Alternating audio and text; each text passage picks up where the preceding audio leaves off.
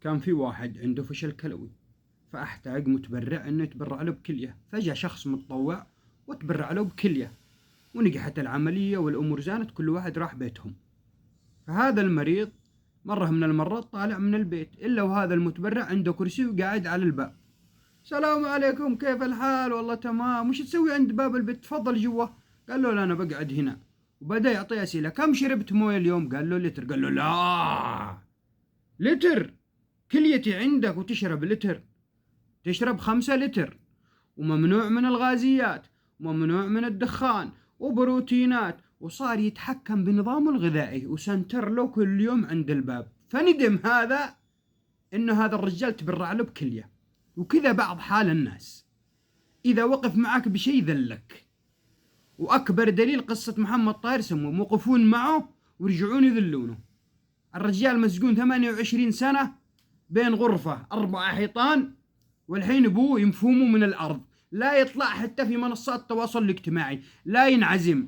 تخيلوا ان الرجال يقولون ممنوع انه ينعزم عند حد، ممنوع انه يتصور، ممنوع يطلع يقول السلام عليكم، احتراما لبيت الحقيلي. بيت الحقيلي الله يجزاهم خير، عفون لوجه الله، عفو لا في لا شروط ولا هم يحزنون.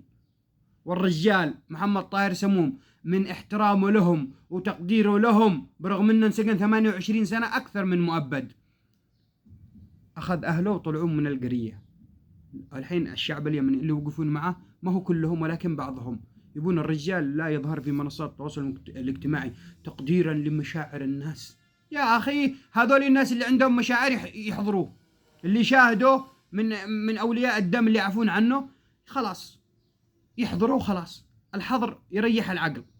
لذلك يا اخي انت بتكون توقف وقفة رجال ولا اترك اوقف وقف الوجه الله سبحانه وتعالى، ما يحت محمد طاهر سموم او مع الغير. انتوا ناس امراض والله. الرجل الحقيقي اللي هو من صلب رجل ما يسوي سواتكم. تمام. وهذه بس القصة كانت لكم، وانا من اليوم بقلبكم محتوى لانه انتم رجال. اذا انتم رجال من ظهر رجال ما تطلعون تتكلمون الكلام ذا. بعدين من حضرة ابوك من يقولوا ابوك وجدك وجد جدك تطلع تتحكم بعيشة انسان؟ يا ابني خليك على العليفات وخزن لك سكتة، ما حدا معطيك وك. اذا كان انت ما تأمر وتنهي على اهل بيتك، على اخوك الصغير كلمتك ما تمشي، عادك بتمشي وبتفرض رايك على الناس الاخرين. اقسم لكم بالله هذو الناس بالشحاطة على ما يقولون السوريين، عطهم بالشحاطة. تحياتي.